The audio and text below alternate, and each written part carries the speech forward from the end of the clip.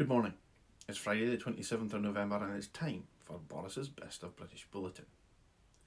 Before beginning this morning, I should take a moment to pay tribute to Scottish Football Association Player of the Year 1986, Diego Maradona.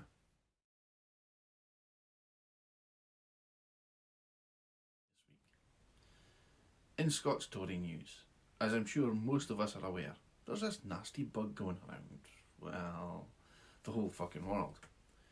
We thought we'd broken the back of it, but apparently not. So England is in lockdown again, and Scotland is in slightly less severe local levels. When Scottish Tory branch office supervisor Dross MP is not at work, where he sells the very soul of his own country to his actual party leader, he has a hobby where he's an assistant football referee. This hobby sometimes gives him the chance to earn a little extra cash on the side, and normally I'd say there's nothing at all wrong with that. But when you've either travelled from lockdown England, where he works, or from his level 2 constituency in Murray to level 4 Glasgow to indulge your hobby and earn that extra couple of quid, there may be something wrong with it. It may not be the best example to set to those you mean to deceive into voting for you, Dross. Dross MP also lost an MSP this week. Perennial list seat occupier and one-time candidate to be branch office supervisor, Michelle Ballantyne MSP, decided that being a Tory wasn't for her anymore. In a week where the Scots Tory branch office voted with the SNP government, it seems that Ballantyne had enough. The bookies are taking bets she'll join up with George Galloway. In UK Tory news, the long-delayed report into Priti Ptel bullying civil servants was published last week. Unsurprisingly, despite the report containing various references to Ms Patel's bullying, Boris Johnson has decided that Ms Ptel isn't a bully. Rather like the long-delayed publication of the Russia report, which also found fuck all wrong in Boris's eyes. I only wish my mum had been as lenient as Boris Johnson when reading reports written about me. I may have had a few less tanned arses over the years. The report was written by Sir Alex Allen, and he was allegedly asked by Boris to make his comments more palatable by the Prime Minister. Sir Alex preferred to resign than make excuses for Ms Ptel. But getting back to Ms Ptel, as you can imagine, fellow Tories came charging to her aid to offer support. Felicity Buchan MP made this ill-timed tweet in defence of her beleaguered colleague. As you can imagine, the Twitterverse was kind.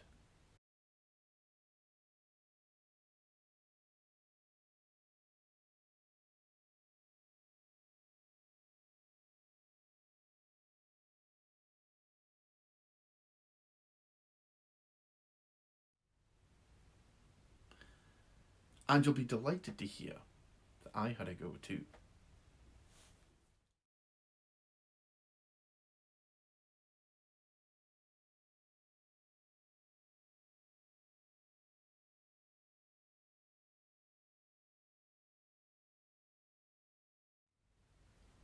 Boris Johnson's ethics advisor queried the PM's roles in the Priti Ptel inquiry. Jonathan Evans, the chair of the Committee on Standards and Public Life, said the PM having sole discretion over both launching investigations and deciding to punish an errant minister risked looking like marking your own homework. Now there's no surprise in that. Well, apart from one massive surprise. Yes, it's that Boris Johnson has an ethics advisor. Where was this guy when Boris and Matt hired Baroness Dido fucking Harding? Where was this guy when Kate Bingham pre-warned investors which big pharma companies were going to get UK government contracts by showing them UK government classified documents? Where has he been since the coronavirus mutated into the coronavirus? In parliamentary ethics, or lack thereof news, this week Chancellor Rishi Sunak, seen here agonising over who to screw over next, who up to now has been the nice Tory giving away money, has now had to come clean and become the take it all back Tory. This week he announced as part of his spending review that there would be a public sector pay freeze. Of course, one set of public sector workers who did receive a pay rise were, yes, you remember too, haven't you? Members of Parliament, who were all given a well-timed and lovely 3,000 plus pay rise a few months ago. Of course, the timing is just a total coincidence. No cuntish behaviour to see here. Move along, move along. In trade news, the UK has just concluded a trade deal with Canada. Now, before you get all excited, they've just agreed a deal to continue trading under the same terms as the current EU agreement after the Brexit transition ends. The government said it paved the way for negotiations to begin next year on a new comprehensive deal with Canada.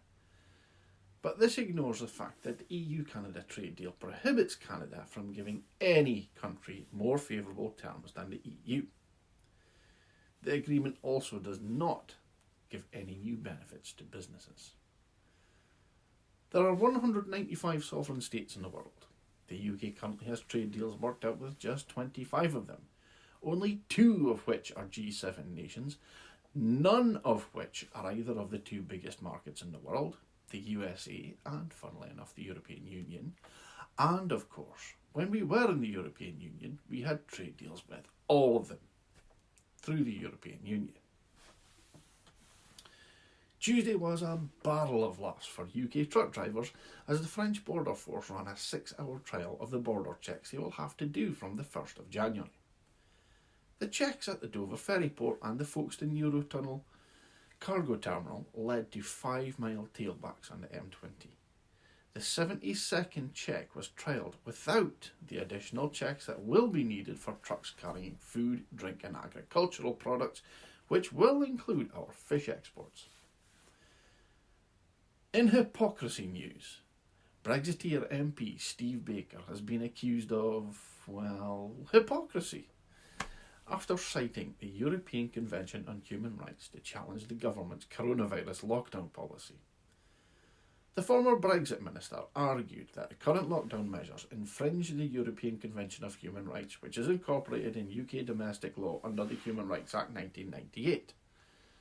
But back in 2016, Mr Baker voted to repeal the Human Rights Act. But speaking on BBC 4's Today programme on Monday, he suggested that the government could use implied coercion to get people to participate in mass testing. He said, "This is a major infringement on the right to family life. I'm looking at the European Convention on Human Rights as I speak to you." Yes, you did hear me correctly. Steve frigging Baker MP, former chair of the Tory European Research Group, which is the Brexit wing, is looking to the European Convention on Human Rights to protect him from his own party's Brexiting UK government infringing his human rights.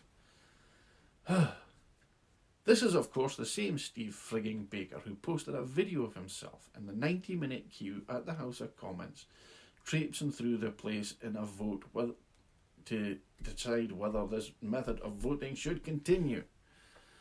All the way through that video, he complained about what a fucking ball ache it was and how time-consuming it was. Then, when he got to the dispatch box after all that bitching and moaning, he voted to keep it going. Holy shit. Can all this really just be 1 week? Well, yes it is. Sadly, this is becoming normal now. But it is just 1 week. Just one painfully normal week in Tory Britain. Which leaves me with one question. Are you yes yet? DaviePHD.